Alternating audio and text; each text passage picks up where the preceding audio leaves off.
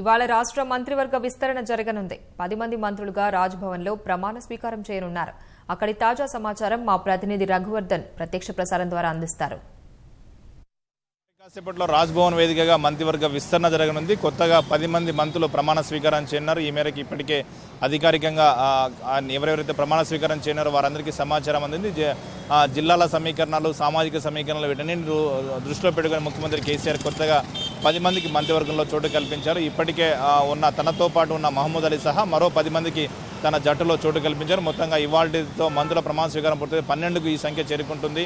గత మంత్రివర్గంలో ఉన్న వారిలో 4గురికి మరోమారు కేసీఆర్ అవకాశం కల్పించారు. సీనియర్ నేతలైన ఈటెల రాజేందర్, తలసాని శ్రీనివాస్ యాదవ్, ఇంద్రకరణ్ రెడ్డి, జగదీష్ రెడ్డి ఈ 4గురికి కూడా గత 2014 నుంచి 18 వరకు వారు మంత్రివర్గంలో వివిధ శాఖలు బాధ్యతలు నిర్వర్తించారు. వారందరికీ కూడా ముఖ్యమంత్రి కేసీఆర్ మరోమారు అవకాశం కల్పించి క్యాబినెట్లో పనిచేసే అవకాశం కల్పించారు. ఈ మేరకు వారికి చోటు కల్పించారు. దీంతోపాటు 6గురిని కొత్తగా మొదటిసారి 6గురు మంత్రి పదవులు బాధ్యతలు నిర్వర్తించబోతున్నారు. ఇందులో చూసుకుంటే మొదటిసారిగా ఎమ్మెల్యేలు వారే 2 ఉన్నారు. వనపర్తి నియోజకవర్గం నుంచి గెలుపొందిన సింగిరెడ్డి నిరంజన్ రెడ్డి, అలాగే మేడ్చల్ నుంచి గెలుపొందిన చామకూర మల్లారెడ్డి. వీళ్ళిద్దరు కూడా మొదటిసారి ఎమ్మెల్యేలు. మల్లారెడ్డి గతంలో ఎంపీగా పనిచేసినప్పటికీ కూడా శాసనసభకు మాత్రం మొదటిసారి ఎన్నికయ్యారు. వీరిద్దరూ కూడా మంత్రి పదవుల్లో అంటే తెలంగాణ రాష్ట్ర సమితిలో తరపున 27 మంది మొదటిసారి ఎమ్మెల్యేలు ఉంటే వారిలో 2లో మంత్రి పదవి అవకాశం దక్కింది. మిగతా వారితో చూసుకుంటే కొప్పుల ఈశ్వర్ 6 మార్లు శాసనసభకు ఎన్నికయ్యారు. అన్న గత శాసనసభ చీఫ్ విప్గా, ప్రభుత్వ చీఫ్ విప్గా కూడా పనిచేశారు. అటు సీనియర్ నేత ఎర్రబల్లి దయాకర్ అతను ఇప్పటికే 6 సార్లు శాసనసభకు ఎన్నికయ్యారు. అతను గతంలో ప్రభుత్వ విప్గా తెలుగుదేశం పార్టీ ఆయనలో పనిచేశారు.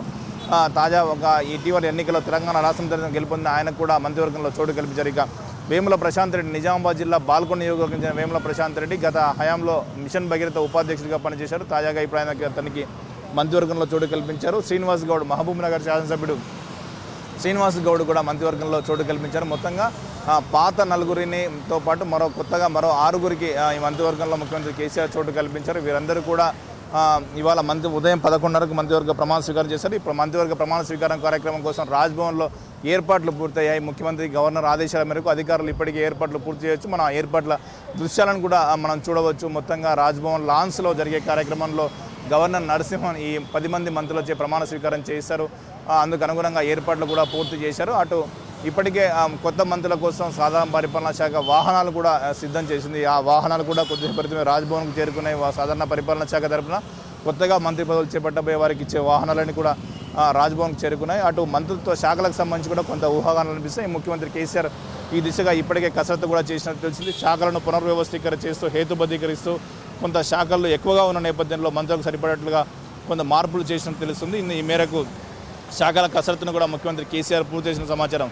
ప్రమాణ స్వీకారం అనంతరం ముఖ్యమంత్రి కేసీఆర్ ఈ శాఖల కేటాయింపుకు సంబంధించిన కసరత్తును పూర్తి చేసి మంత్రులకు శాఖలు కేటాయిస్తారు. అందుకు అనుగుణంగా సాధారణ పరిపాలన శాఖ ఇవాళ మధ్యాహ్నం లేదా సాయంకాలం ఉత్తర్వులు జారీ చేసే అవకాశం ఉంది. Over to studio.